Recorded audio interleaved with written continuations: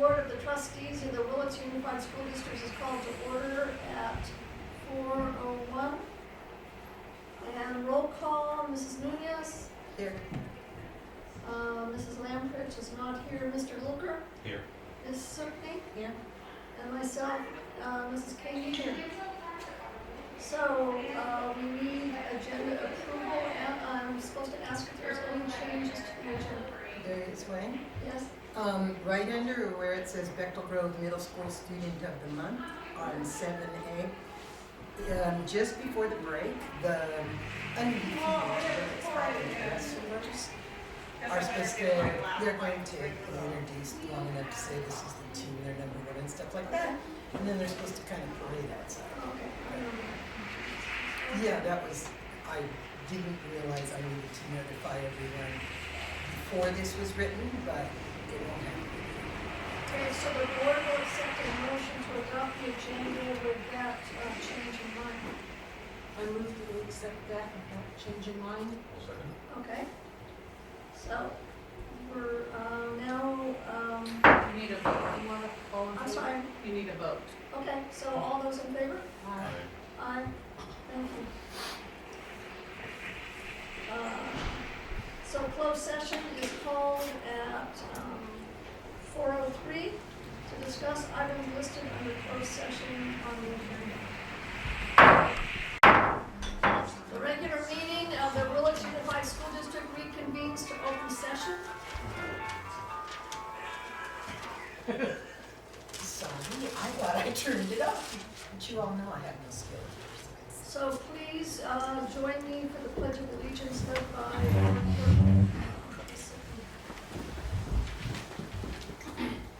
I pledge allegiance to the flag of the United States of America and to the republic for which it stands, one nation, under God, indivisible, with liberty and justice for all. Thank you. So, Aurora, can we have a report out of closed session, please? Items A, B, and C were all approved. Thank you.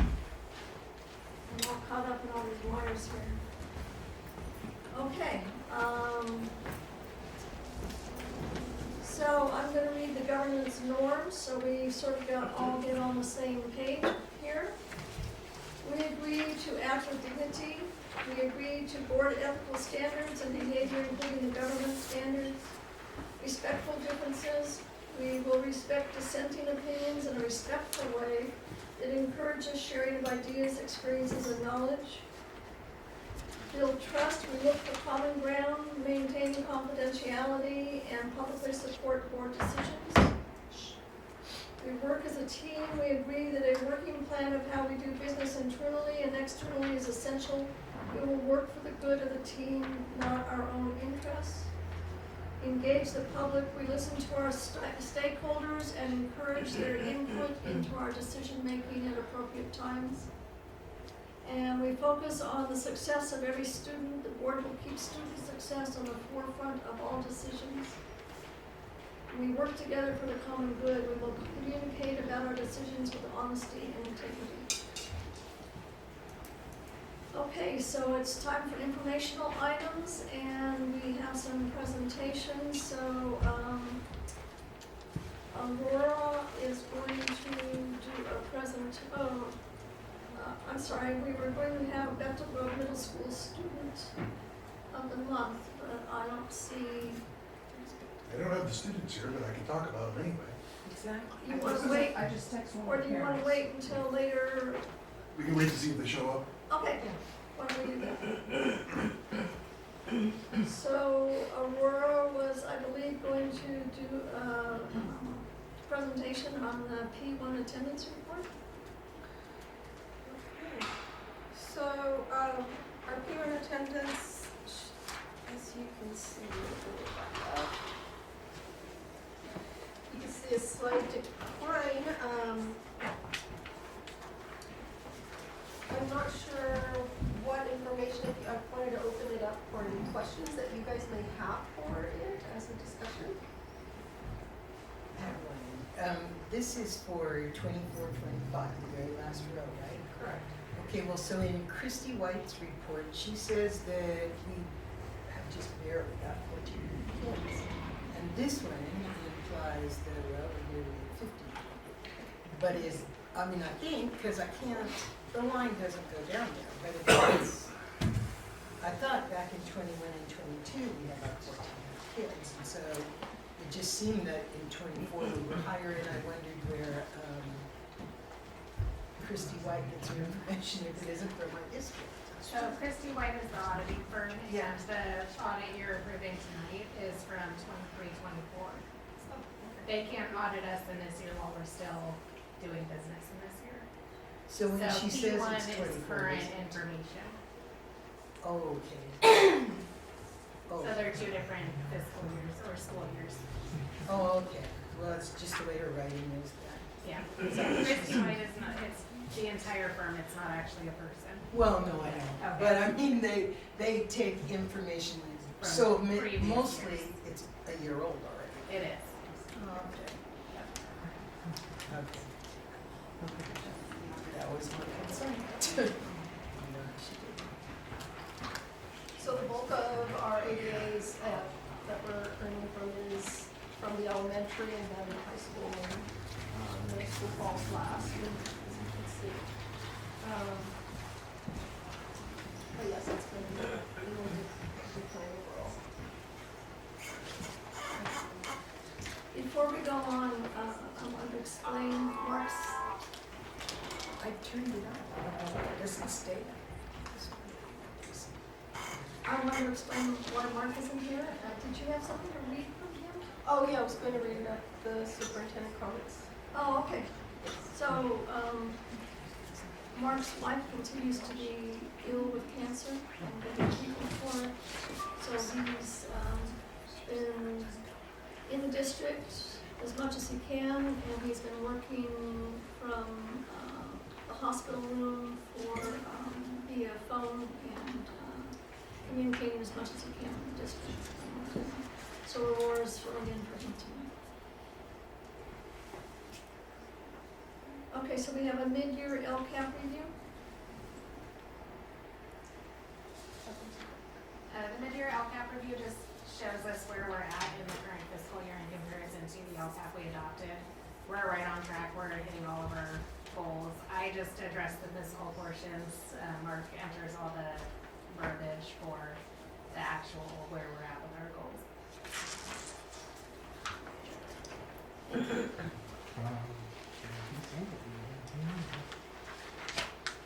Are there any questions from the board?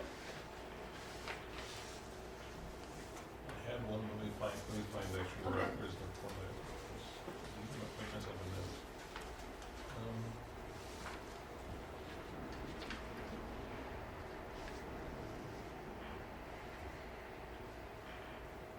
Okay, yeah, no, actually, as far as, LCAP goals, one of them included, staffing, and mentioned like the number of uncredentialed teachers, or not fully credentialed teachers in the district. And I don't recall which bullet point it was, but it sort of jumped. I think the first year, I think it was 8 uncredentialed teachers in the district, and now it's in the 20s. And again, frankly, it's a concern for me. And I'm just wondering, is there anything the district is trying to do to help encourage them to finish their process, other than just giving them support as much as just. So one of our things is that we're trying to do as the HR department is doing is ensuring that everyone is in a program, working on their credential. There are a few different layers of support during the day at the site with either mentors or their administrators. There's also support after school with new teachers and also for their mentors that the county and the district are collaborating on. So there's a few different layers of support that are in place, but with less and less teachers entering in the credentialing programs at the universities, the numbers are going down, and also for administrators. from my understanding, this is in top specific schools unified. It's all nationwide. statewide. Young people are going into teaching. Nationwide. Nationwide. Nationwide.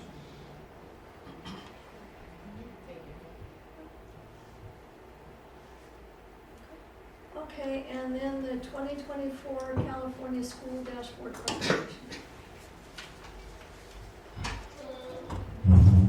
Oh, do You you guys guys wanna kids do here this? for? Student of the month, because we have to set up for the presentation. We want to Okay, do that so very we'll brief. do the Dr. Groves Student of the Month now that we have a Student of the Month here.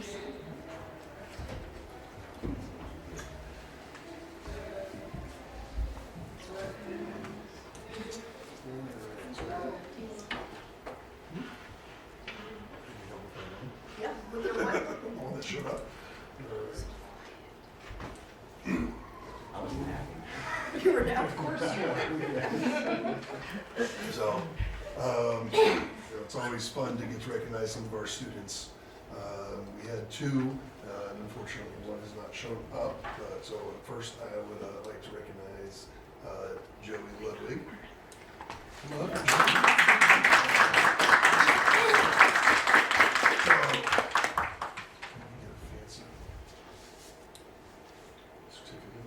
So Jody is our ASB president. He leads with enthusiasm, integrity, setting a strong example for his peers. His dedication to his academics and athletics shines through in his hard work in the classroom and on the track team.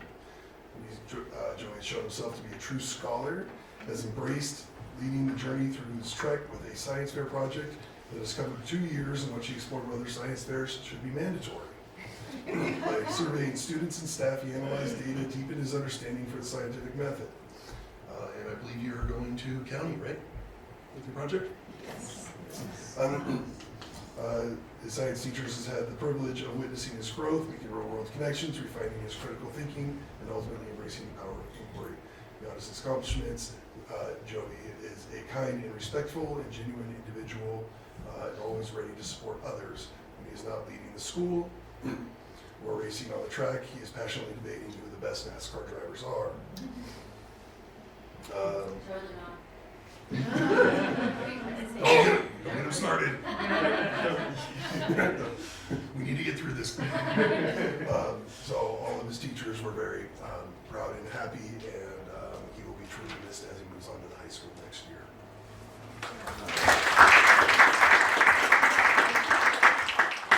Can you tell us about the other student? Louis, go take a picture with Aurora, you too. I need to get got one of Lexi's. Okay, so Joey, it's a, well, you're going in the middle. Seeing Joey grow.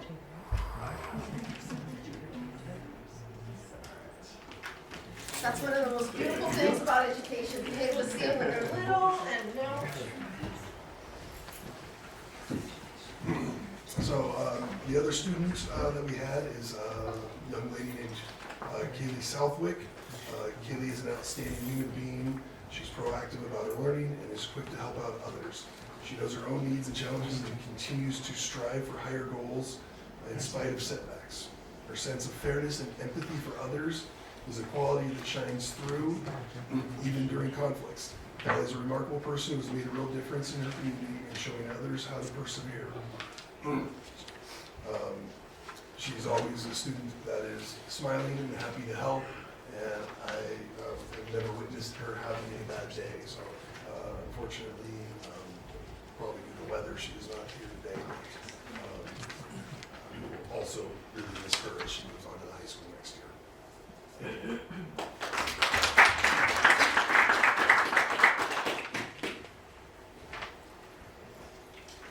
Are you ready for the dashboard presentation? Huh? 5-minute break, so. 5-minute break? Okay, we'll do a 5-minute break and then come back for the, Yes, so the dashboard presentation has more information than we're going to cover in detail.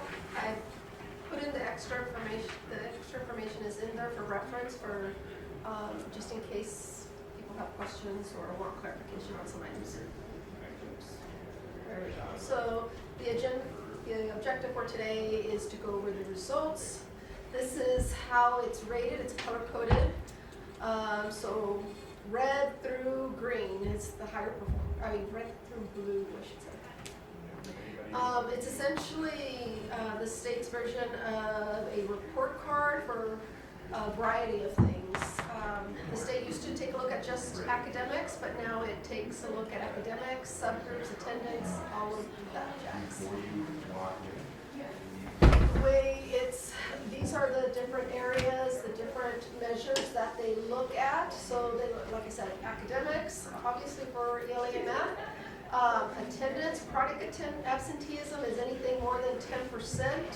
So if a student misses 1 day a month, that would put them at chronic absence. It looks at English learners, graduation rates, suspension rates, college readiness, and career. So this is whether they're entering into college or they're completing CTE programs, and also science. These are the different subgroups that the state looks at, and the ones that are in bold are the ones that apply to our district. These are the new items on the dashboard in comparison to last year. Before, they did not have science on there. They did not have the LCAP tied to it. The new component as well is looking at long-term English learners as a subgroup. Long-term English learners are those that have been in our educational system for 6 or more years. It's also adding the differentiated assistance criteria, which we'll get into a little bit further, and 5x5 charts, which gives you the college and career indicators. So, this is where we're at in a nutshell.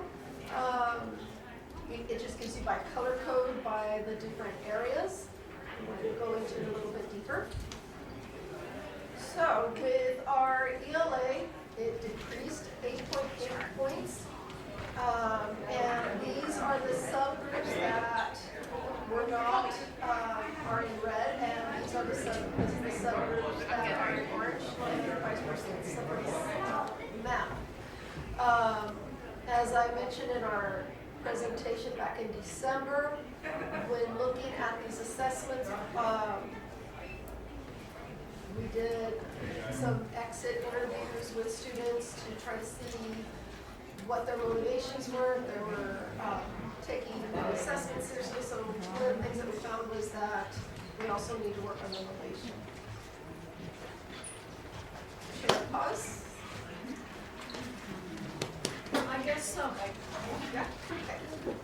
So we're gonna pause on the presentation on California dashboard presentation. Not if you're not got it.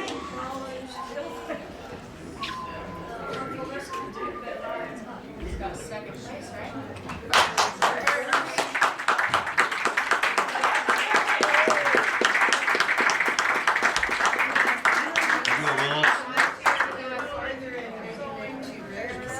Practice this fellow yesterday. Yes, practice that little.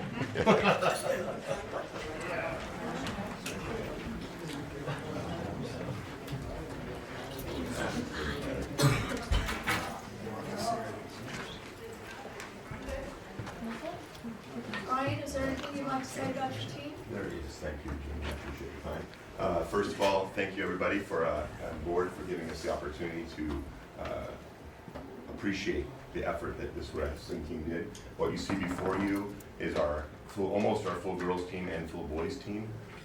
This team represents the first time we've had this many wins because there's been added teams to our league. And so we went 10-0, completely undefeated. The highest score against us was 24. And so we did a phenomenal job. And in the finals we had against Clear Lake, we beat them 66-8. And they were undefeated going against us. That allowed us to go to North Coast Section Team Duels, which is like the playoffs for wrestling. That happened in Kyle last weekend. And we battled all the way up until the finals, and we took second for the second time in a row. And the year before that, we took third. So we've been in the finals, I think, in the playoffs in wrestling for the last 5 years running. Congratulations.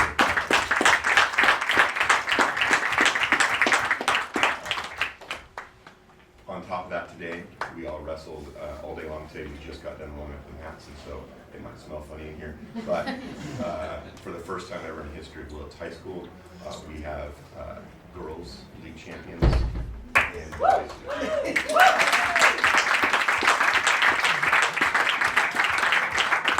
So you can see by the ribbons, blue means gold, red is second, and white is third. Anybody who has a medal on here is going to represent us next weekend when we go all the way down to Albany and James Logan High School, where we will be competing in North Coast Section individual championships. So fantastic group of young men and women here, and I appreciate all their effort. Before we go, I want to make a special shout out to our coaches. I don't see Coach Dunaway here, but Coach Dunaway is our co-head coach with myself on the boys team. He is a teacher at Willits High School, PE teacher. He's been with us 4 years. This is his fourth year, I believe, or third or fourth year. And our head girls coach is Dana Karkar, who is a fourth grade teacher.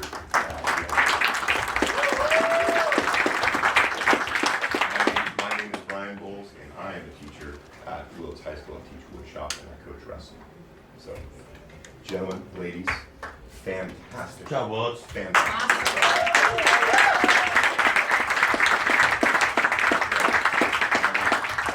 You all have safe rides from class. I get to stay here.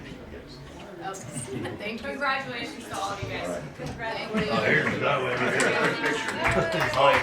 I'm going to rewind and say, this is Will Dunaway, our head coach and PE teacher at the high school. Thank you.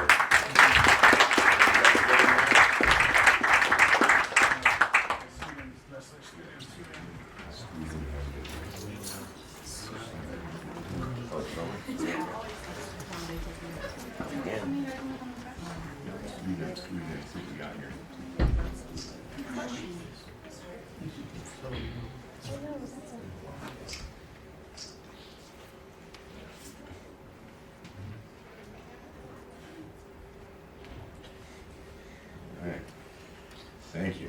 Congratulations. Last thing I'll say, we have, is Richley here? Yeah. So Mr. Richley spent the better part of this week in woodshop building a set of podiums that we will be using in the future for our league championship. And I want to say thank you for all your extra effort that you put into that this week. Thank you. Guys, great job. We will see you on Congratulations, everybody. Monday. Good job, Willits. Thank you again.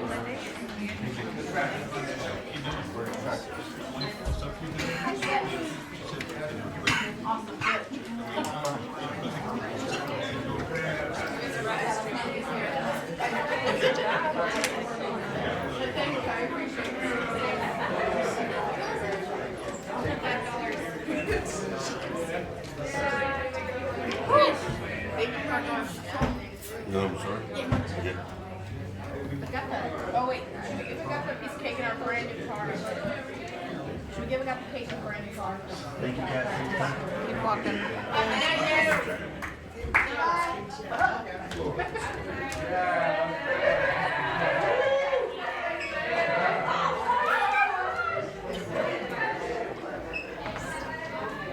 Thank you, Amanda, for being the Yes, I still have energy. That's awesome. Okay, so now we're going to resume the presentation on the school dashboard presentation. So, let's go on to the next one. So, one of the things that we're looking at is diving deep into the different components of our ELA math and looking at which areas, which domains we were the weakest on to fine tune. And in ELA, it was writing skills, and in math, it was the comprehension of essentials. Let's see. And our strengths were in reading and listening comprehension. So, and that was throughout all grade levels. It was consistent throughout the different testing grade levels. For those of you that are aware of it, students are tested between 3rd through 8th grade, and then again at 11th. So there's a gap in between. For the short term, here are the goals that we have in place between looking and planning out. One of the things that we are going to be working on to plan out is more writing workshops and really fine-tuning those skills for next school year. Those are one of the part of the plans. Increasing tutoring, obviously, to help with the current curriculum, but we do also need to work on our interventions to fill in the gaps that our students have. For instance, Blosser and also Brookside have a dedicated time in the day where kids are getting exactly what they need based on their assessments on what the data is showing them, and it's adjusted. They're not stuck in one thing all year long. It evolves based on how the kids are progressing. So every few weeks it's revisited to see if it's working. If it's not, then taking a look and seeing what we need to tweak. There's no point in wasting the students' time or the teachers' time in doing something if it's not working, so that's why we need to assess on a regular basis. Blosser has win time, whatever I need time essentially. Long-term goals, I know, don't want to forget, Bechtel has, this school year has begun their interventions as well. And they're working on their interventions based on their common formative assessments. And also utilizing, more so in math right now than in ELA, utilizing Freckle.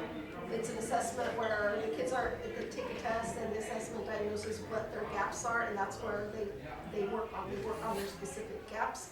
But the teacher can alter it so that it reinforces whatever standard that they're currently working on as well. The teacher has that ability to do that as well. So, long-term goals, we did mention the writing. We do need to increase. One of the things that on the domains on there, especially for the middle school and high school, were to strengthen the research and inquiry skills, and that's across the board. But predominantly in the secondary level.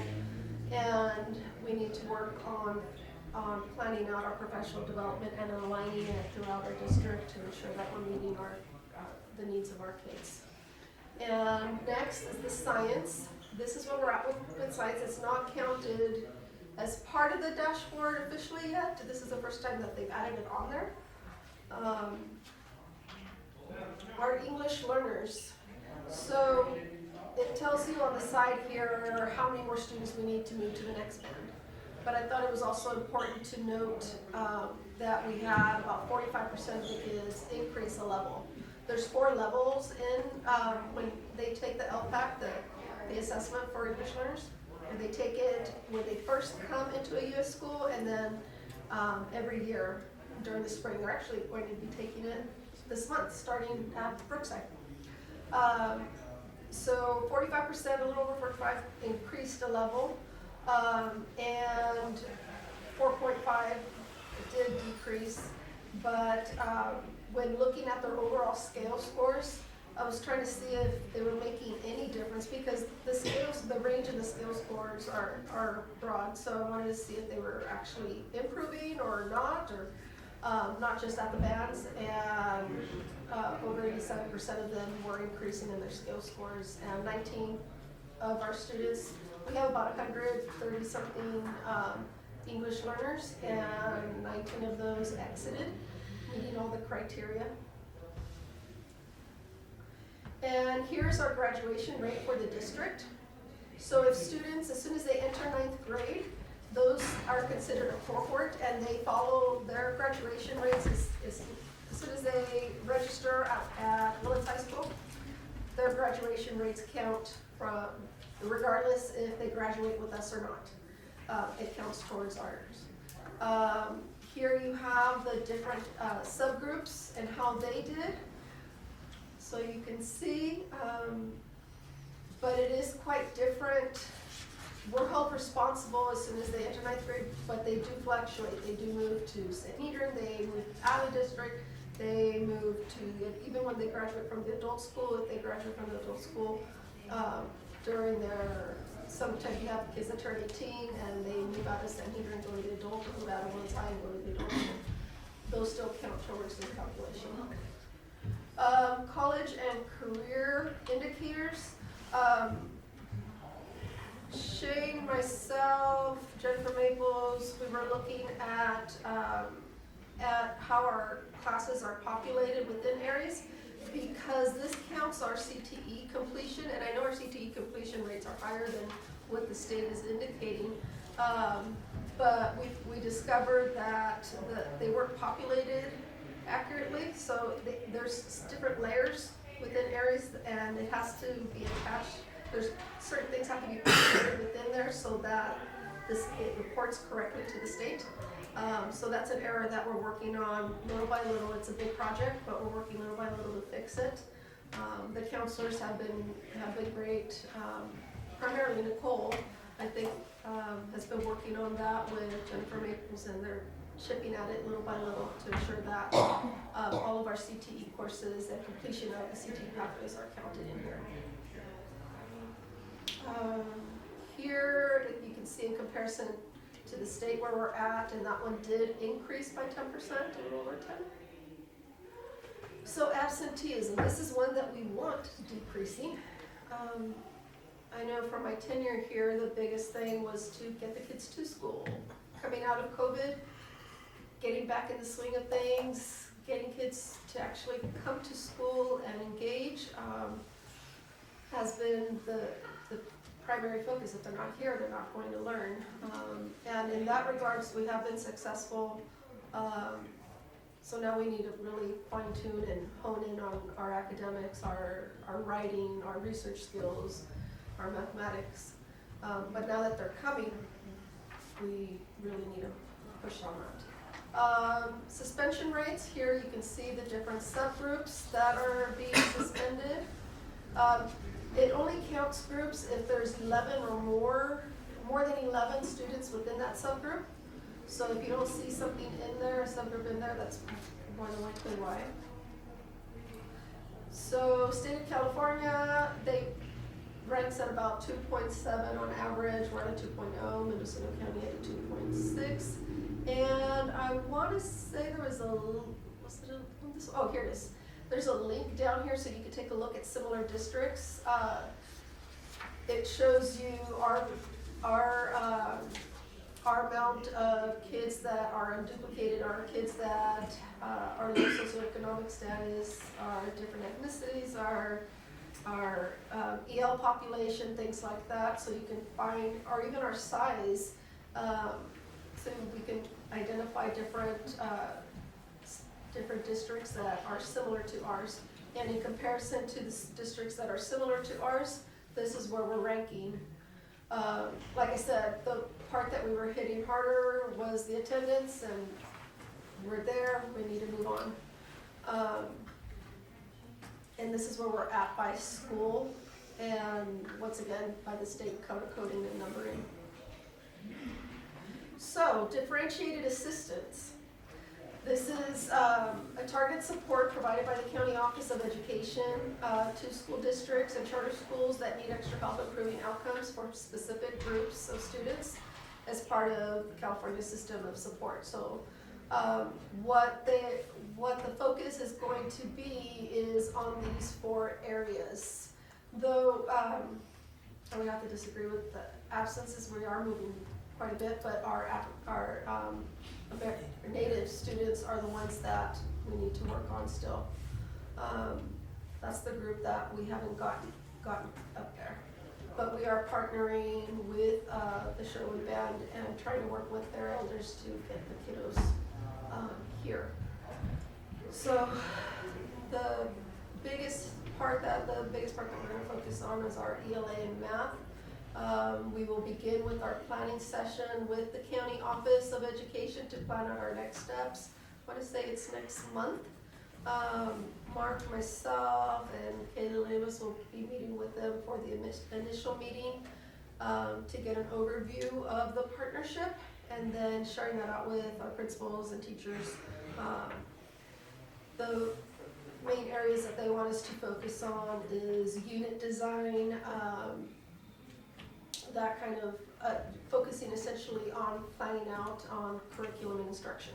That's the biggest parts that they want to focus on. And that's the extent of the presentation. Aurora, can I just give a positive shout out? For years and years, students with disabilities were in the red for ELA and math. This year we're in the orange, and looking at why that is, it's partly because we're now having more of our students in the general ed environment. So for example, at Blosser, instead of being pulled out for their ELA and math and just going to resource class, we're doing a combination of being in general ed with some support from an aide, and our scores have shown that that really made a difference. And so, yeah, thanks to the sites for really making that happen, because it's now our kids with disabilities aren't in a separate place, and they're getting the curriculum and they're scoring well on the tests compared to before. So, shout out. All right, thank you. So I don't remember where I heard it or if I read it, is that I thought you were going to connect with some of the schools that were listed in as being similar districts. And I was wondering if we could get some feedback after you do that as to where, Here we are. These are the districts, the ones in the green. I would consider that, this is my opinion, but my opinion isn't what we go with completely. But this is, if I'm looking at this and if it was my choice, I would look at the ones that are closest to our demographics. Some of these in here are not, but they're similar size. They're close to the similar size, but it doesn't, just like a teacher would collaborate with her department, you would try to see what worked. If you had an assessment, you would have a conversation, what worked well, what didn't. I saw that this kid did better in your class. Why? What did you do that I wasn't able to, why wasn't I able to get through this? So it's the same concept, having conversations with different districts to try to see if we can get some different ideas, a different point of view on what we're doing. Sometimes a fresh pair of eyes can be helpful. So that was why I had mentioned that I would like to take the liberty to communicate with some of these districts to get a better idea for resources and services for schools that are more rural, smaller districts with similar demographics. can you get back to the board once you have those connections with those districts and share with us what you learned? Definitely. Okay. Are there any other districts besides those in that little section? It was the 20 districts that were listed in the presentation. That I was essentially, it's comparing us to schools within the state that are similar size, similar demographics, so that it's more oranges to oranges. Yeah, It's, I was thinking not going to because- be completely accurate because I was thinking of Shafter, so which is in Kern, but that's not up here. is it the same size district? Pretty much. Okay, I could take a look. Mark knows a lot about them. Yeah, I can take a look at their demographics. Definitely. Maybe make myself. Thank you very much. Thank you. Okay, so I guess we're ready now for the CSEA comments. Good evening. We are coming up to the end of our second trimester. Our classified staff have reported that our students were very excited to celebrate Valentine's Day today, a day early from the holiday, especially our elementary students. The students were also excited on an elementary level about the dance that is being hosted tonight at Blosser Lane, which is open to all Brookside students and Blosser students and their families. So I'm sure that's beyond adorable right now. Oh, From our site representatives, it was reported that Brookside, Blosser, Bethel Grove, and the high school all have brand new dishwashers in their kitchens. I'd like to thank our maintenance department for making that happen and getting everything set up and working with the company that delivered them. and also doing the training on them for our kitchen staff. From Sherwood, they reported that a new concrete slab has been laid in the blacktop area and the lunch area. As soon as weather allows, a new wooden pergola structure will be put up as well to provide some shade and shelter in that area. They are also getting new permanent basketball hoops and a volleyball setup. The students and staff are beyond excited about this. This is a huge project up at Sherwood School, and they're just over the moon to be out there playing on their new area. Transportation reported that they have had several staff members out recently due to illness. That flu that's going around is pretty horrible. They've had to scramble to cover all the bus routes and sporting events, but they were able to get everyone home safely this last week, as well as cover all of the basketball and wrestling away games and events that have been scheduled. I know at one point they even had to reach out to MCOE to borrow a van to make that happen. So we're grateful to MCOE as well for letting us borrow that. But everybody got where they needed to go, and none of our students missed out from a fun event, so that is wonderful. I'd like to thank all of our drivers and volunteer drivers who made that possible. CSCA would like to wish everybody a very happy Valentine's Day tomorrow, and we're all very excited about our 40 weekend. So do volunteer drivers have to pass some sort of? They certainly do. So there's two ways to be a volunteer driver. One is you use a school district vehicle. You have to submit an application to do so, submit your driving record, and of course be fingerprinted. If you are using your own vehicle, there's a very rigorous process on what insurance you must have for your vehicle and have it checked by the district, in addition to, of course, being fingerprinted and submitting your driving record. Great, thank you. You're welcome. Yeah, you have to up your insurance a little bit. Just a smidge. WTA comments?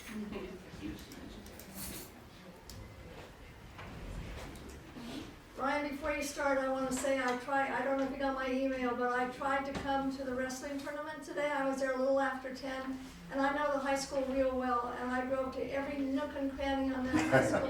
I could not find a parking space. I had no idea it would be so crowded. And it was pouring rain, and I decided I didn't want to park 3 blocks away. Well, I will take that picture off my I list. did try it.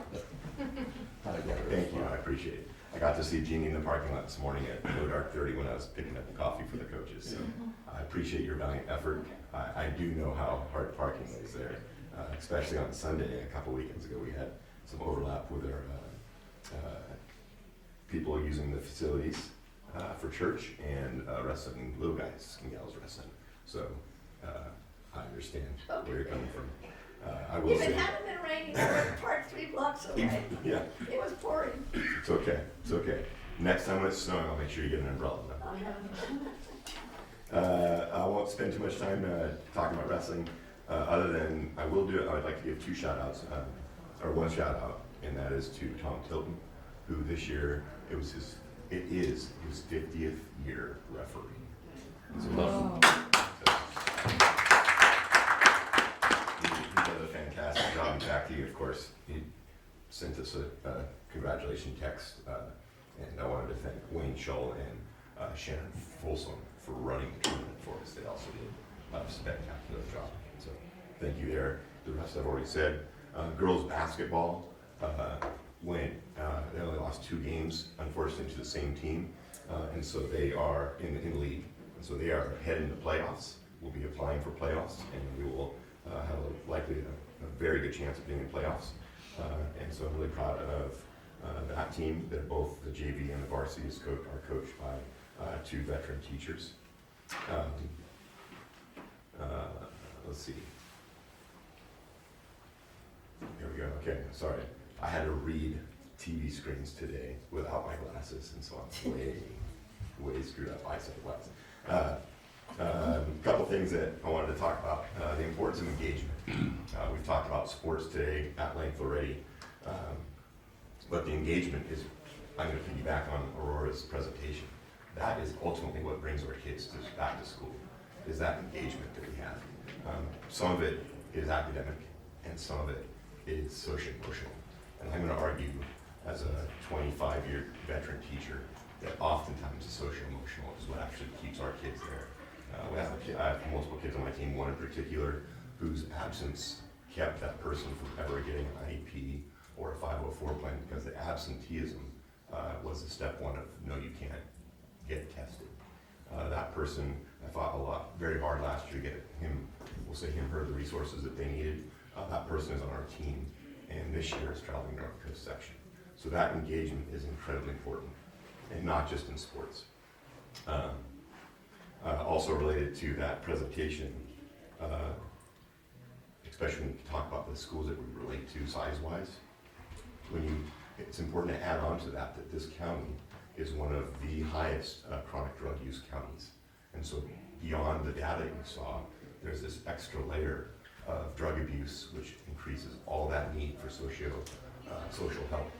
In our classrooms, we deal with it on a daily basis as kids come in abusive scenarios, whether it's drug abuse, physical abuse, verbal abuse. We deal with it every single day in our classrooms, from kindergarten to 12th grade and beyond. I got a phone call from a kid that graduated 2 years ago who was a chronic drug user and has since made a junior college team in wrestling, and wanted to thank our program for what it did for him. And so we have to remember that. And I say that because we have two great positions coming open. One of them is, I call it the MTSS position. It's not quite right, but it will help us with that population. So I'm looking forward to that. We talked about the Native American population. There's a grant out there that we don't currently use, which I think it's Title VII is the grant, deals specifically and can get money from the state to increase and improve those opportunities for Native American populations. So I would love to see direction given to our administration to follow up on that. And there's no defense needed. It's not an attack. It's just another opportunity to help out our student athletes and students. Site-based decision making. You've asked a couple times for updates on site-based decision making, so I thought I'd give it'll be high school heavy, but we talked about it in our WTA meeting this Monday. We have a normal set of meetings that are happening at the high school and the middle school. And I would argue we don't call it site-based decision making, but it is absolutely occurring at Blosser and Brookside. I can't remember the name for it, but they call it something else. And I would say they're working on all 8 cylinders, firing on all 8 cylinders down there.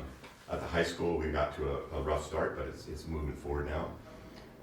Some of the things that came out of the committee that were brought to us is the need for like grade level chairs and grade level, so we could work with our 9th, 10th, et cetera, all the way through seniors. And we're looking for volunteers. Same thing, we're looking for a committee to be put together for a SST, like creating a process for how we label or identify and ultimately get resources for SSTs. There are people interested in it. When asked, would they be paid scenarios, we were met with a no. And so that kind of stops a lot of motion when you expect people to work for free that are already working thousands of extra hours for free. So that is a binding spot in the site-based decision making. One good thing that I think that we're working towards that is not through the site-based decision making, but is, I'm going to call it Wolverine Hour because that's kind of the working title that we have at the high school, but it's a time built into our schedule next year potentially to work with kids within our grade levels or classwork, but none of it's been thought through. That is exactly the type of thing that should go through the site-based decision-making model, because it's not, no single person can figure that out. You know, it had me in my teacher, that is absolutely a group think and a process, because the solution, if we use that as a potential solution, requires an insane amount of resources to be understood and put in place.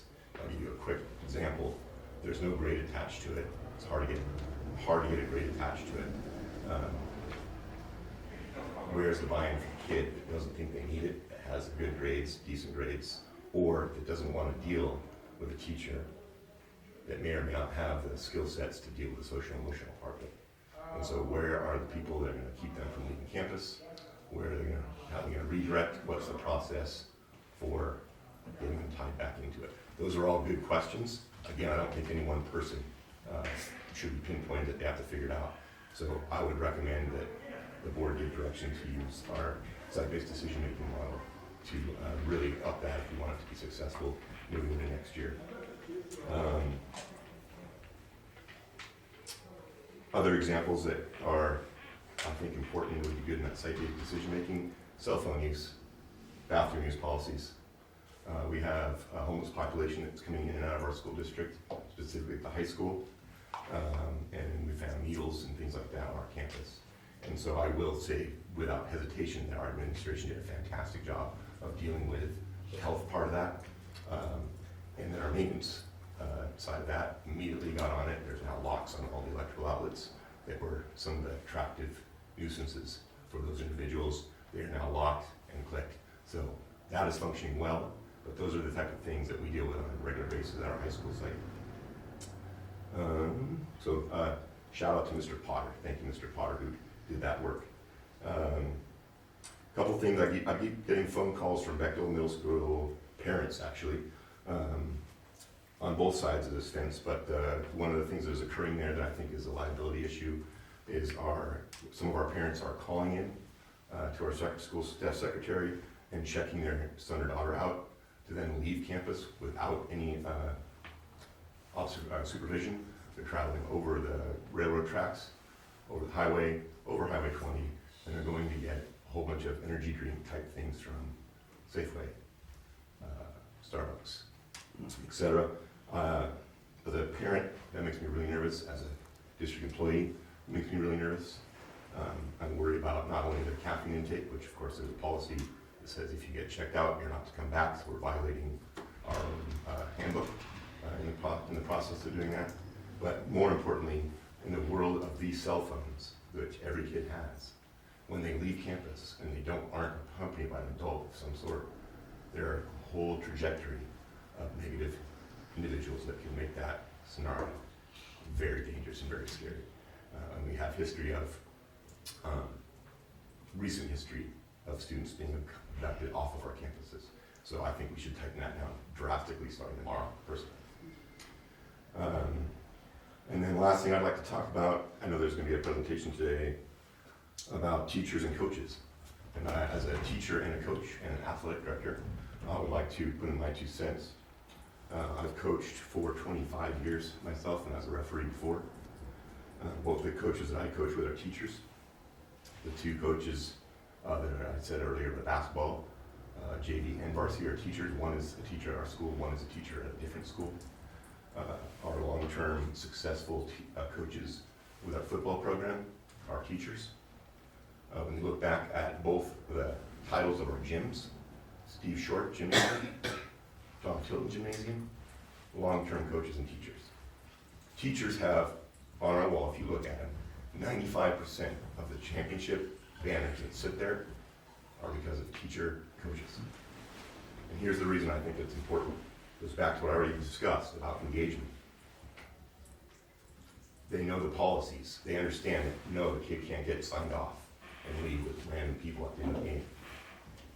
They make sure people are on the bus. They make sure that there are people that aren't supposed to be on the bus because they got ejected from class or cussed at a teacher, etc., aren't getting on the bus. And they explain what the why to them, which is more important sometimes than not getting on the bus. They know the kids, and I think this is really important, right? We're not here to win D1 championships, this is my opinion, of course, but we're not here for that. It's not our job as a school district. Our job as a school district is to create functioning, quality, awesome humans. And I can't think of any other people that are suited better than our teachers. They are trained to engage with kids in a positive manner. They also know the relationships between those kids and the parents. And they know them well. They know them better than most people will ever know them. Sometimes, I would argue, too well. It makes it hard. And most importantly, I think, they create safe and positive boundaries. And so I'm going to end on one thing that I just found out today, that our middle school program was invited to what's the word I'm looking for? A tournament up in Northern California.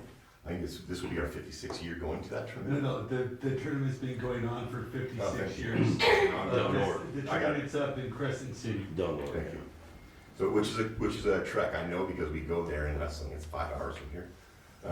Part of the issue there is funding, right? It's a financial issue. And so it's fundraisers and fundraisers and fundraisers. Later, privately, you guys will be talking with me as a negotiator about how much we pay our coaches. But to ask them to then fundraise to go and do a positive engagement scenario with our student athletes, I think is absurd. I think we should find out a way to get that entire team up there that's been working with all the individuals to go and compete with the team that they've been working with. So I'd ask you to look into that. It just came down today, I believe. Look into that and put our money where our mouth is, which is with our students. I just So- want to say that that group, the parent group, is not going to be on the agenda until next month. That's fine. And just want to clarify that. Yep. They're going to be on as an informational line. Thank you for the clarification. Okay. So, in closing, I'm really proud of this school district. I love it here. I love my job here. Like, I couldn't think of doing anything else with my life. I put so much time and energy into coaching and to teaching. And on different days in different orders. Today it was coaching. And we won something and we made history today. And those kids know that. And the most important thing I can do as a teacher is to build confidence in students and in athletes. And I think that is one of my own personal strengths. If I have a cape, it would say confidence builder on the back of it. And I'm proud of that. And so I want to continue that. I expect the board to help continue making confident builders out of our coaches and our teachers and our aides and our maintenance and all the rest of our staff members. Because that is where the rubber meets the road. Everybody that works for you, ultimately, is very important because they are the connection to our students. And as I told my team yesterday, when you guys grow up, you are our future. There'll be a day when I won't be here to give the speeches that I give. So you have to put them in your own words, and you are going to become the people that coach my grandkids. And I feel like that's important. And we got to keep that in our hearts and our minds as board members and help all of us continue to be those confident builders in our district. So thank you for your time. Thank you for the extended time for our wrestling team as well. I appreciate it. Thank you. Thank you. Thank you.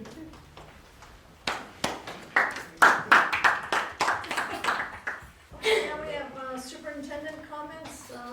Mark isn't here, but I believe Aurora has something to read from Mark. So the message from Mark is, I apologize for my absence, but due to a personal dynamic that requires my presence, I am unable to attend tonight's meeting. I want to congratulate all of our students that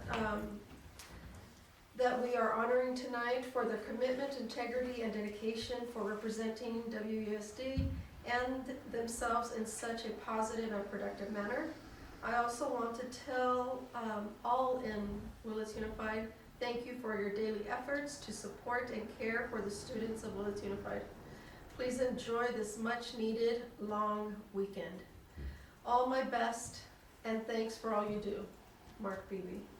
I also want to express that I am very grateful to everyone for your patience, collaboration, and really collaborating and moving together and moving forward, and it's really meant a lot, especially taking on these duties these last couple of days or weeks, I should say. I sincerely appreciate all the support that you guys have given me, so I just want to say thank you. And thank you for your patience. Thank you, Laura. Okay, so we don't have a student board representative tonight. And so now we have board comments. I'll start with you, Ms. Sipney. So I've been doing a lot of work in terms of what seems to be coming down on the pike in terms of immigration and all of the nastiness that comes with that, and keeping our schools and our kids and families as safe as possible. There's a group that Nuestra Alianza put together that's also doing that. We have informational cards, we have little red cards with their people's rights on it. And our AG for California, Rob Bonta, is fighting it as much as he can as well. I think all of you should have gotten a letter that says what to do if ICE shows up at your classroom. And the first thing is, don't open the door and call the office.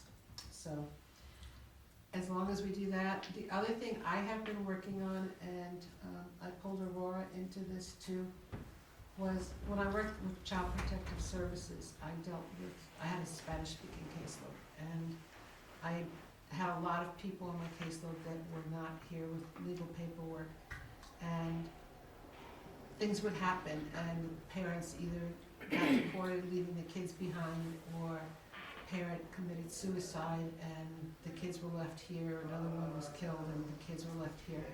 In terms of getting them back to family members out of this country by working with our sister agency and the local agencies in Mexico, where they would do the investigations, they would do interviews, they would send back pictures, they would check arrest records and stuff to make sure the kids are coming back, and I would get these detailed reports from them, not having to wait to go through the embassy and all the rigmarole that they had.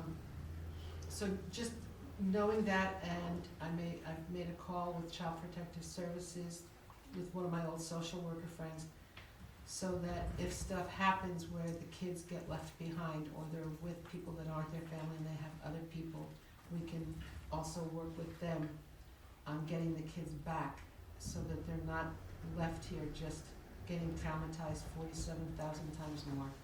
So that's what I've been really spending time on. And then I fell out of my bed this morning, which was not fun. Yesterday morning. Mr. Booker?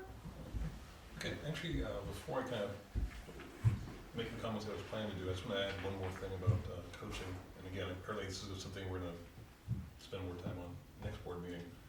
But as a teacher, one thing that I think was underrated as far as the importance of having coaches who are informed about how the kids are doing in school is that I've had lots of students basically, the best thing about their school day is sports and playing on a team. And the fact that we have academic eligibility and discipline, and good behavior, students have a contract to encourage them to be good students, encourage them to actually stay out of trouble, is a really useful tool for teachers, and also again encourages students to do the right thing who may not have done it otherwise. So I just want to put that in there too as well. Like I said, coaching, I've never coached, I've been asked to coach. I realize it's a big responsibility, and you're also dealing with lots of parents who are very, very invested in their kids' performance, and it's a balancing act, and I think for the most part our coaches have all done a really good job. I haven't really heard any horror stories about coaching, coaches in the time I've been at Willits High School, which is over 20 years. Okay, anyway, so I just want to throw that in there. As far as what I had to report on, we saw a dashboard about the reading scores for ELA scores for the district. Before that, I read something about sort of national findings on reading, and basically, we're in company. We're in good company. There's basically a decline in reading scores almost nationwide. There's very few exceptions. And so I kind of took it upon myself to kind of go, okay, well, what are we doing? What are we doing right? And so I went to Brookside, and I talked to Marion Lona, who's actually gone to a training on how to teach kids with dyslexia, which is like one of the hardest things to counter. It's just one of those things where I was a special ed teacher for a while, and basically there wasn't, other than saying, follow with your finger, we didn't really have much of a clue on how to actually go about it. Now there's good research on actually how to address it, which is pretty good, and I hope more teachers get that training. Also went up to Sherwood, and I saw Ms. Hall do the phonics instruction program up there, which is like acting. Basically putting on a whole show with the kids, and it's great. I'm really glad that we have a good phonics program for the younger grades. Hopefully we have similar materials for all the grades all the way up to the high school if we need them. also, I talked to Principal Duran just a few days ago about what they're doing for reading instruction at Blosser. And again, we're doing, there's a lot of good things going on that, we need to kind of, we need to feel proud about. And lastly, I went to Willits High School, and I went to the first Tuesday staff meeting I've been to in about 2 or 3 years, which may be kind of, oddly nostalgic. I didn't feel that way when I was actually doing them myself. But again, it was good. It was good to see that there's a conversation going on about what to do with this. I guess are we calling it Wolverine time? That's the code name for now, until we come up with something better. Okay, fair. Yeah, and again, it's a conversation. My sense is that at this point, you're pitching, and I think at this point there has to be kind of this little conversation between staff members to kind of come up with what's best. But anyway, so like I said, that's some of the things I did in the last month, and thank you. And just so that you know, Mr. Miller, the dyslexia screener is a statewide initiative, and we will be bringing to you guys a tool that we will need to have board approved, and all of our elementary teachers will be trained in it. And so that's what we're working on right now. That's what she was referring to. Okay, that's great. So Darren's kind of spearheading this program? There's a team. Mrs. Lavis over there is working on it. We have Kathleen. We have Diane Johnson. So it's a team effort. It's not one person. Okay, yeah, and anyway, I know when I talked to Mary Lynn, she's actually the research that they have so far is really promising.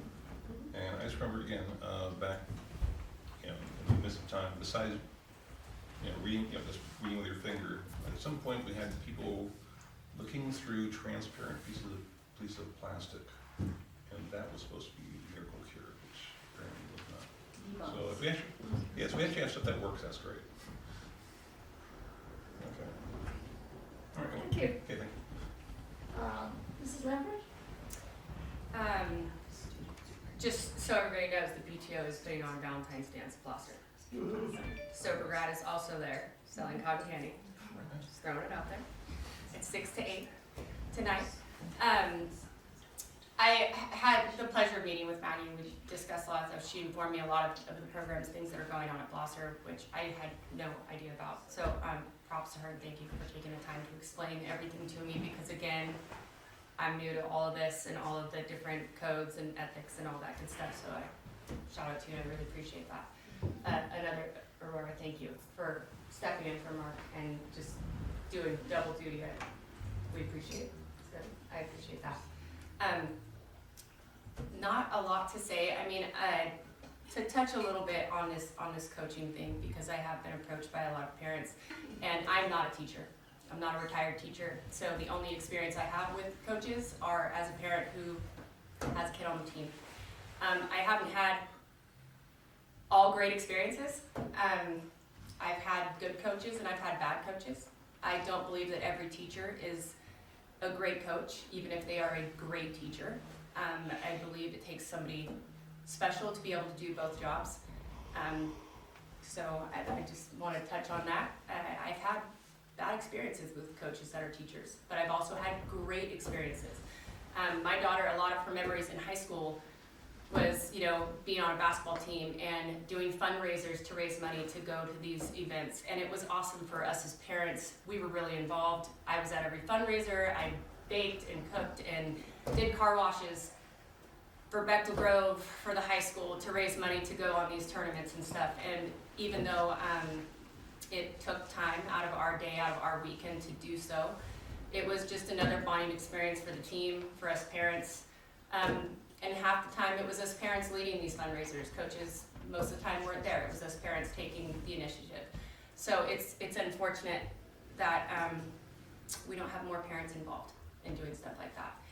That's the whole reason why I stepped into president of Willits Sober Grad, because I want to be more involved with the students.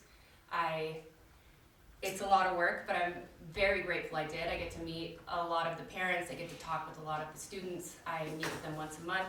So it's super beneficial. Fundraisers are another way of team bonding, not only just for the team, but for the parents and coaches as well. A lot of times when I've had time to do fundraisers with coaches, I learned a lot about them that I didn't know prior to us doing a bake sale together. So I think fundraisers are super beneficial, even though I believe that the school should help on that stuff. I do believe that fundraisers are beneficial for the parents and the team, so they are earning the money to go to these things that they want to do. That's my thought on that. Hopefully we'll get a little more information in the next meeting. I look forward to seeing what they had. But thank you. I appreciate the time, and I appreciate being put into the seat. Okay, Mrs. Nunez? Well, just because you finished with that, I'll start with that. And I need to say that I truly believe that parent involvement is a quality idea. Every single time there's an opportunity, I think a parent needs to get involved. However, I have some real serious concerns with parents who aren't trained and don't know how to deal sometimes with some of the major personalities and emotional backgrounds of the children that are really trying to blossom and have a safe space in a sports game. I also truly believe that as involved as a parent could be, often comes when a parent helps the coaches and the assistant coaches that come from the school district. Mostly because I trust them to be more confidential. I trust them to have the various skills, either intrinsically or have been trained in them, to make sure that when my child's on the team, she is going to be dealt with in an appropriate, professional fashion. And I don't have to worry about my neighbor coming over to my house and telling me all about how my kid cried through a basketball game because she missed the basket. And that happened. The people who coached her in basketball were from the street and in the community. Great people, yay for them. But you know what? It would have been so much better when she started her interest in basketball if she could have trusted that when she fell apart, someone would say, come on over here and stand for a while, instead of, do it again, you can do it. Well, that might work with some, but if they'd have known her a little better, they'd have known that's the last thing you do to her. But, you know, I truly believe, had I been more involved, maybe assisting the coach, maybe doing more fundraisers, maybe sitting on that bench over there a couple of chairs down from the kids, I could have been real effective. But at the time that didn't occur to me. But the point is, I now see that parents can certainly do that. And I don't know why they're not more involved without needing to have the basic title of assistant coach. You know, it needs to come from your heart. It certainly does with the coaches we are fortunate to have now.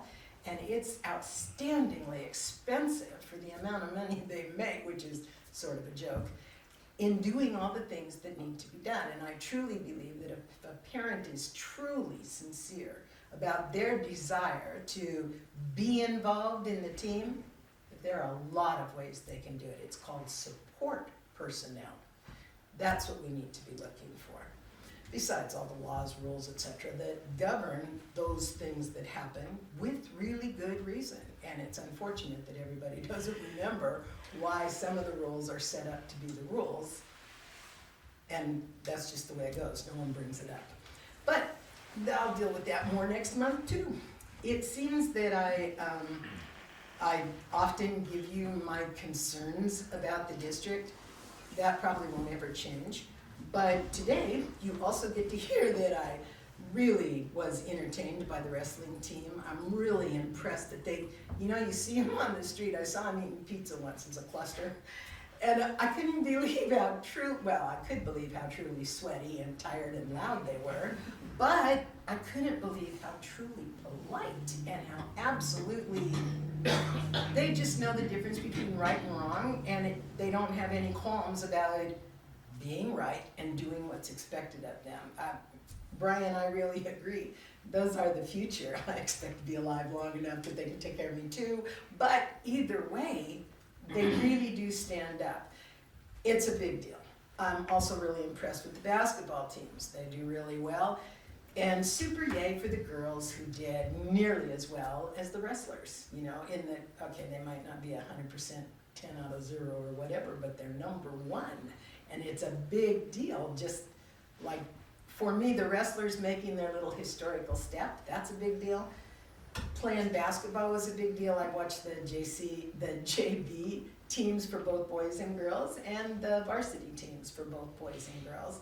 And they just really grow up a lot in the last 3 years. It's a big, for my way of thinking, it's a big deal.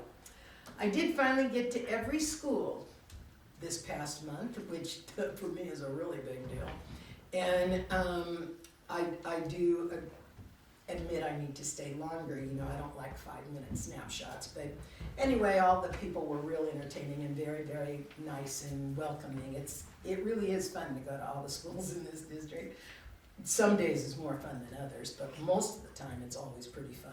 And it was a blast to go up to Sherwood, which I try to avoid just because I have a real issue with directions, you know, and I was sure that Sherwood had to run out pretty soon, but it didn't. It really made it all the way to their school, which I'm amazed.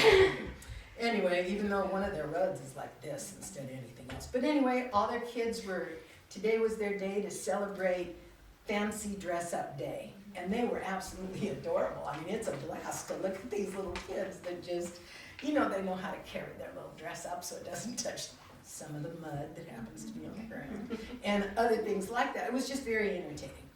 Anyway, there's something I have been doing that I think is a big deal, and you should be aware of it and hopefully very in favor of it, because it'll affect you soon enough. And that's, I've been going to the night school classes in Ukiah for acquiring your immigration paperwork, so that as soon as you take the test and do all the chores, and that Dave guy is he is the teacher, he's been teaching it for 25 years, he's really on top of it, and he's given our district, not that you know because it's still on my kitchen table, but a stack of stuff that is really gonna make life easy if we follow their model. I'm all into doing what somebody else already knows works real well. I don't have a need to invent wheels. But he did really good, and his issue is kind of like the children. You know, absenteeism can be a problem. Of course, if you're going to drive over there in the night and it's dark and rainy and there's pit holes in the road, it's easy to understand why you might not care to make it. But it's a real good thing. He has an excellent success rate, and he does it kind of like an independent study, come to class thing. Almost a little bit like Sanhedrin allows their students to have a flexibility and to go forward, but it's a little more structured because you have to pay an awful lot of money to get to take those, to fill out applications and send them to the government. But either way, it worked really well, and at this point, probably I think we could maybe roll it out in August with no little mistakes. I mean, we still have a whole trimester, which amazed me that it was going to be the end of this month, is only 10 or 12 or whatever days away. But either way, and we can set it up and look like we know what we're doing. And instead of how difficult it is to try anything new, because it just is. But these quirks have already been worked out, so that's a big deal, according to me. And then the other thing is that if it works out that we don't have enough people, he's willing to take on everyone that we bring, and we can maybe even shuttle, because he takes them one night a week, and then they make arrangements after that. It's very expensive. For those who aren't aware, it costs nearly $800 to apply for an opportunity to take a test to become a citizen. And you don't get that opportunity without passing this test, and you don't get to take the test until you filled out a number of forms and qualified. I mean, they expect so many years already in the country, so many years of residency, tons and tons of rules. So it's unfortunate sometimes that people don't understand what the rules are, and then they make kind of negative comments without knowing what they're talking about. But this is a really good class, and he does a really great job. For right now, lastly, I wanted to express my concerns, because we don't want to skip that part. Every school in this district has cameras, and I fussed for years about how illegal that was, and the best we could get was putting up signs.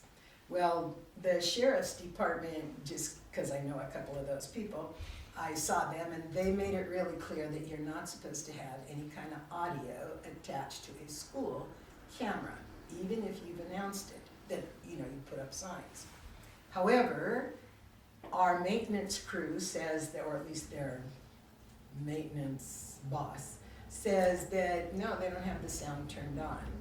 And they also say, and this is a real concern to me, that no one has access to those camera screens, you know, the screen that the camera projects onto, except for like principals or the superintendent, and that's supposed to be where it's limited. And either some people just guess and are psychic about what happens on those cameras, or they have access that they're not supposed to have. So I bring all of that up because since our districts on occasion has had a whatever it had and didn't follow all the rules and then sort of had to pay for that 2 or 3 years later, I'd just like to make sure that we start following the rules a little better, because once our district is red tagged for doing things that are pretty blatant, inappropriate, then you get tagged and you get watched more and more and more.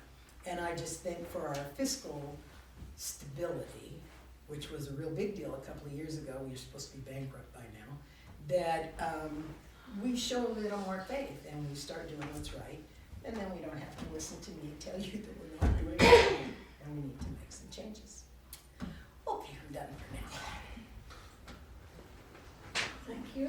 I know that some people are anxious to go to Blosser's dance. So anyway, I wrote out my comments and will be as brief as possible. As I said at last month's board meeting, I try to stay informed so that I can be an effective board member, not just a board member. That's my goal.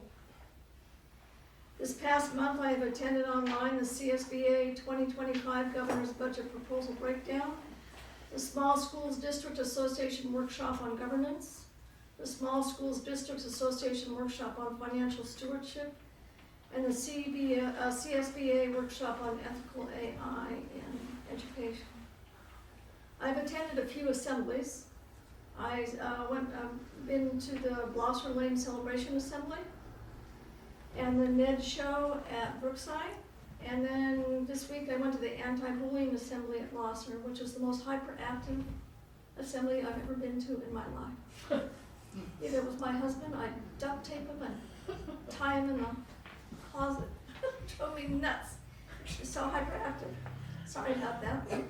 Since I am on the board, since I'm the board representative to Bethel Grove, and I had taught there, but that was 20 years ago, or almost 25 years ago. But I taught there for 10 years, but I thought that I needed to reintegrate myself to the campus. So I spent one 6th through 8th grade lunch period on the yard.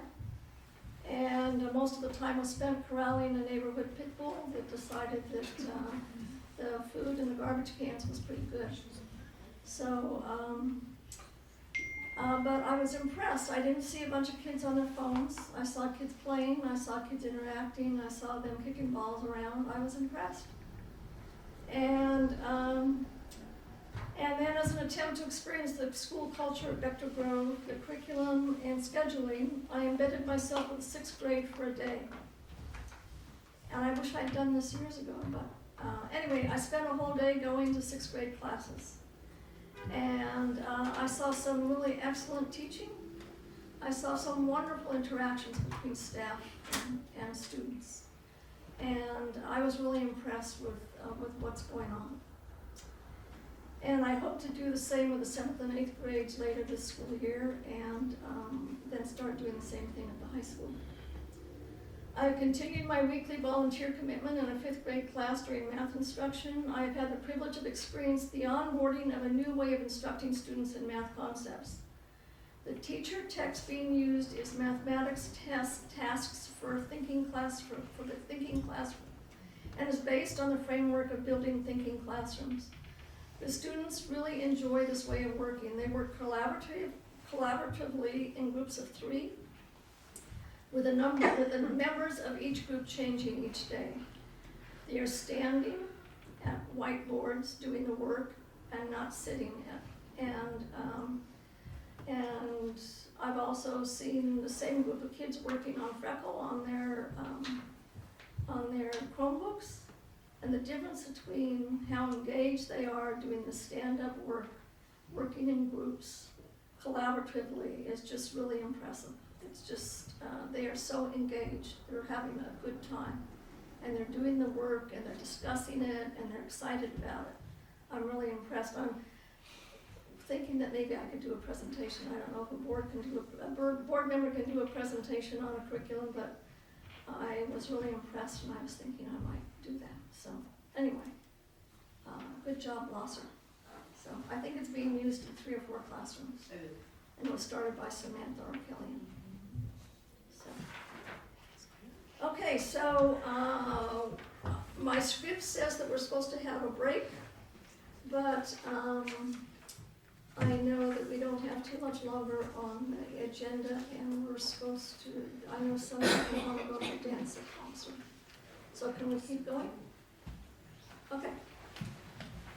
Okey-dokey. So now we have public comments. Do we have any public comments?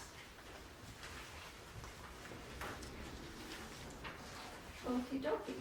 I actually have one public comment. I'm sorry, go ahead. Sorry, I do have one You public can comment. come up to the podium, or you can speak from there, whatever you I'll want. speak from here. Out loud voice. So I recently just started working for the district, and I know all of you are talking about cameras and the noise and audio. So our only 2 close campuses, I'm on grounds for the district, so I go to all the campuses, is Blosser and Brookside. Bechtel, not high school, obviously open campuses. I've gone around there and numerous times. There's like dog feces. I've coached the 6th grade basketball team this year. Come up on a bus with my students, get off the bus at the gym, walk, make sure they're all go to their parents' cars. We have open gym that night with, for the city to use or whatever to their base. Go over there, whoever's in the gym is out there smoking weed. And I call them out. I'm like, hey, I'm dropping my 6th grade students off. It was a 6th, 7th, and 8th grade event. I don't need my students seeing that or my players seeing that, so I mean, and it's, there's a gate there, it's never closed. I get it, it's probably, we're not gonna close the campus, I get all that. But to that event, there is a lot of empty spots in some campuses that we could probably use more cameras and more sound, especially the older kids, because they are vaping and they are finding nooks and crannies. They are going over between the locker rooms. They're literally hoisting up kids. I'm pulling up to do my job duties. They're literally a ladder system hoisting up kids between the 2 lockers, to go whatever, whatever they're doing. And then they're coming back out. So I think, as far as the camera, I think we need more, not to take it away less, because obviously we're not gonna jail these kids in, they're older, and to comment on the whole students leaving, that is a bad spot right there by the railroad tracks. For 6th, 7th, and 8th graders, for a parent to call their kid and, to call school and be like, leave, it's pretty bad. But I just want to comment on the camera thing, because people are bringing their animals on there and ruining our fields, or I just got a brand new baseball field, sand in the baseball field, brand new water system. I'm walking out there trying to take care of it, and there's dog feces, or people just can go and do whatever they want because, and we go, I try to, all right, here's what it is, it's Willits, it's a little town, but I think we need to, if we go to a higher official and hold them accountable to maybe check cameras, and maybe be like, hey, this is trespassing, that it's literally, it's after dark, it's a Saturday, it's, it's at night, I know it's kind of hard to go about, but, and the fact that, I think that we need more, not and with sound is good too, because you can hear them, Yeah, Thank you. okay, I'm sorry. That's, no, I mean, that's just my opinion, just, Yeah, no, I worked for I the could district. and clarify a it's- couple things and maybe Next we time, need to if do you that. coach a kid and that happens. So Dr. Costner, you have a comment?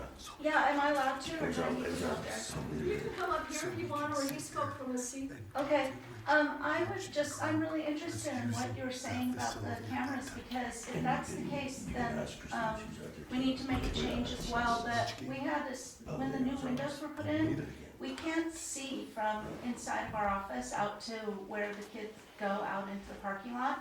And so it was brought up, as a solution to put cameras in the office so that we in the office can see up and have a bird's eye view of who's coming in and out of the office, as a safety thing in case a student, our kids are little, and next year they're going to be 3 when they come. So for them to walk out the front door and go out into the parking lot is so scary.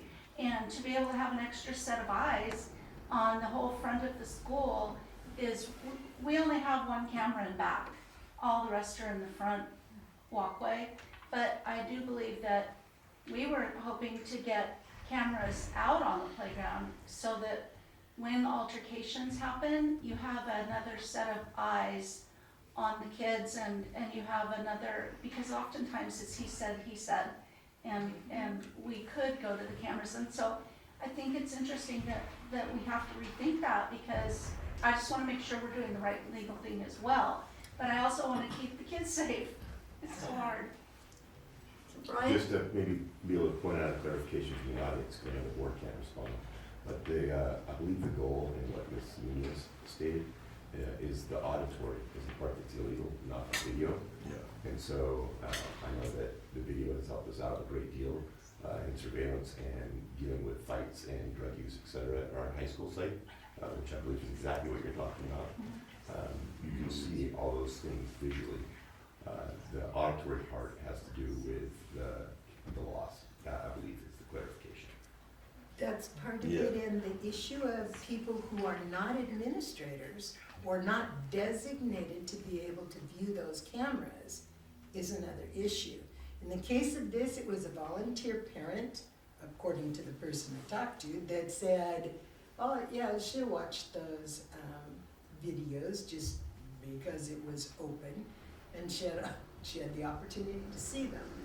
They're supposed to be confidential, what goes on there. Yeah, If you have absolutely. a suspicion of something that might be happening, you're supposed to, I don't mean to point, I'm sorry. You're supposed to be able to call someone, usually your own self, you're the administrator, if it's happening at your school or wherever it's happening. More eyes is always safer than less eyes. But eavesdropping on conversations and having it open to whomever is a major violation of your civil rights. I agree with that. Well, and that's I just want usually more, the yeah. misunderstanding. Yeah. Yeah, because Yeah, sadly, and this is no offense to any school, often some of the alarms that are set up for vaping and things like that don't quite work out the way they're supposed to. They don't go off, no one does anything. And the whole issue of, like Bechtel Grove, for the long, well, I guess you know that, they have people escorting other people to where they're supposed to go. Now, granted, they can't do that 100% of the time. Some kids even have a tendency of having 10 people need to go somewhere in a hurry. And a lot of parents have trouble understanding that it's not gonna kill your child to say, no, wait 20 minutes, usually. But it might, so you let them go out, but there are a lot of safeguards already in place. They just aren't always taken advantage of. So I want to make a suggestion that maybe I'd be glad Mark to. or Aurora checks with our attorneys to see what the legal issues are surrounding cameras, and maybe get back to the board. Yes. Okay, so we're going to move on to the consent agenda. Do I hear, so the items on the consent agenda are approved in one motion. Do I hear a motion to approve the consent agenda as presented?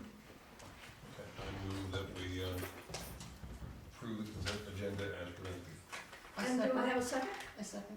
Okay, all all in favor? Oh, I'm supposed to ask if any board members have comments or questions. I just have a comment about the warrant register and the amount of money that we paid to PG&E. I was horrified. So, $60,000.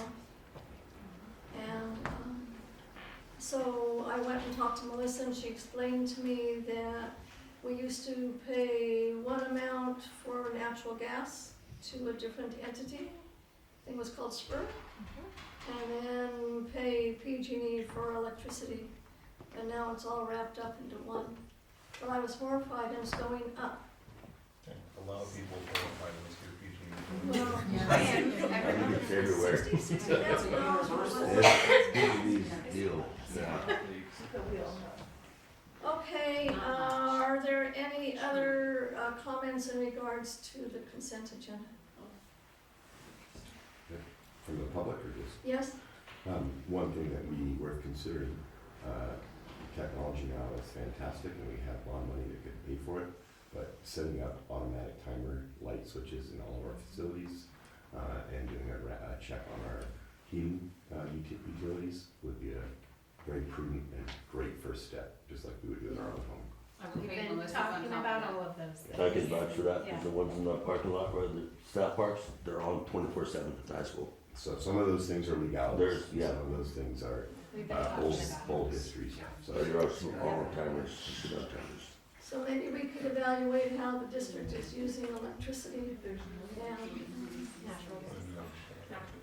and natural gas and maybe see what kind of measures we could take to improve our usage. Water as well. yeah, it's cool. Yeah, honestly. And garbage, by the way. Yeah. And we have no option to go anywhere else for that. It's tough. And they're trying to get another rate raise. Okay, so all in favor of the consent agenda? Aye. Aye. Any opposed?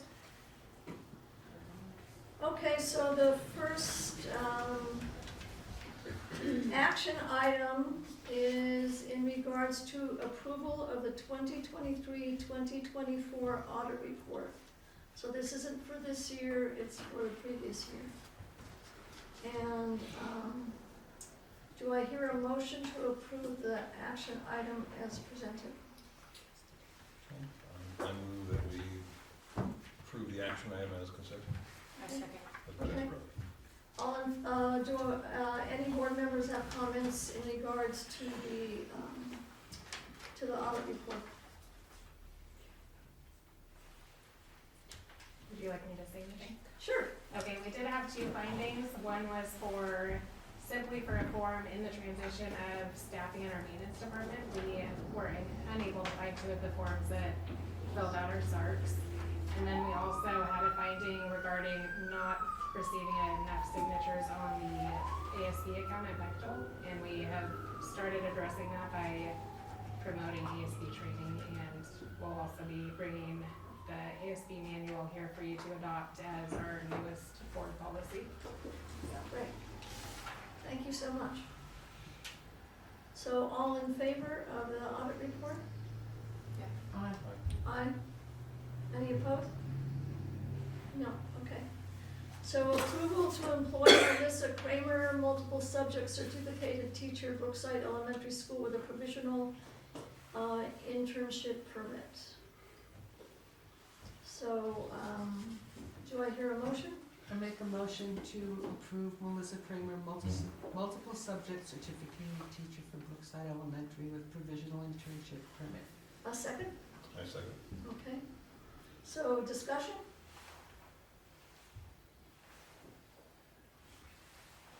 So do you know if this is the person that's filling in for Miss Ostrowski? Okay. We had a teacher leave, she got married and left the state, so. Any other comments? All in favor? Aye. Aye. Opposed? Aye. Thank May you. I make a comment? Sure. It might be prudent to keep the private business people in our membership private in the future. They may not want it explained to the community their endeavors are.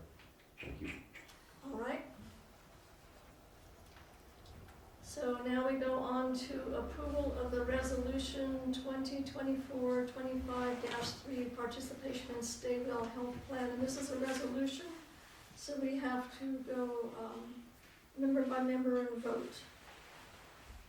We need So, a motion do first. I hear a motion to approve the resolution, or approve? Do we still have a motion and a second?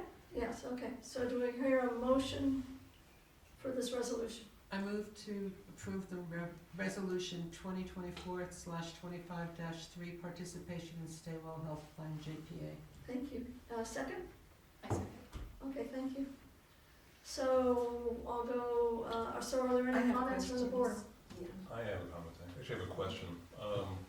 Oh, Oh, it's sorry, okay, Paul. go ahead. Okay, sorry, You might save me having to ask it. Go ahead. Possibly. Okay, again, I'm just asking, is Stable pretty much the only game in town at this point? I mean, Currently, yes, it's the entire JPA for Mendocino County. The only district that's not in the Stay-Well JPA is Ukiah. There might be one of our outliers, but I'm not entirely sure which one that is. okay. And have we explored other options as far as different groupings of districts that might be an alternative to We Willits? thought about it. It's a big process and a multi-year task, most likely. Additional staffing would also be needed. It's not a hard no, though. Okay, fair enough, okay. Just wondering, because I know I've heard about that issue. I will say that, just to clarify, Ukiah is able to do it because of their numbers. And so part of the issue is a numbers game. You have to have the right numbers in order to form the consortium. Individual districts can't do it, but they are able to get a little bit better discounts because they run it themselves. Okay, all right, thank you. Okay, Paula? Yeah, I know that in years past, we looked in this a lot, you know, right around the time that Ukiah left. But it was very expensive, and what I'm concerned about is it's still, I mean, at that time it was, I don't even remember, I think it was like $50 million, $50,000, but it was like 15 or so years ago, so you know the price would be higher? Or did they finally quit that little thing about how each district has to put in a chunk, and if you don't continue to renew, you lose it? No, we don't have to front load any money. Our members pay their coverage rates, the district backs up, so every district is responsible for a set amount of dollars to the JPA every month, every year. Is it based on the amount of employees or students, or No, shouldn't it's, affect the so students? since it's such a large JPA, all the districts, so all the individuals are responsible for the same amount of money. Oh, okay. And that covers all the administration, and not internal administration fees, but administration fees for the JPA itself. So with our insurance providers, Lucent, which is our third-party administrator, and so it's just a flat rate for every individual that's covered. And this mostly talks about how they wanna keep up the 3 people going, and they are they represent 3 areas and do all the stuff.